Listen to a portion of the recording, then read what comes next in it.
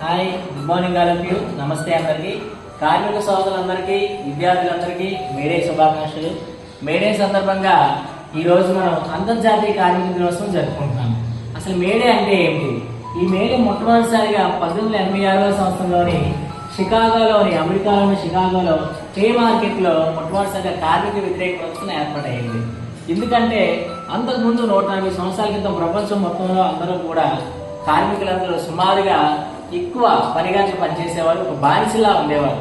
అలాంటి వారు ఈ సందర్భంగా ఏర్పడినటువంటి మేడేలో 8 గంటల పనిచేయడానికి కావాలని కోరుకుంటూ పోరాట ఫలితంగా ఏర్పడింది. మొట్టమొదటిసారిగా 1890లో మేడే ఏర్పడింది.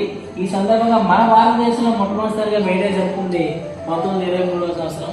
ఏది ఏమైనా సరే 8 గంటల పని దినాన్ని ఏర్పాటు చేసిన కార్మిక సోదరులందరికీ శుభాకాంక్షలు తెలియజేస్తూ, మన హక్కుల కోసం ఎలా అయితే పోరాడతామో మన బాధ్యత కోసం కూడా మనందరం కూడా శ్రమించాలని కోరుకుంటూ మరొక్కసారి అందరికీ మేడే శుభాకాంక్షలు, ధన్యవాదాలు.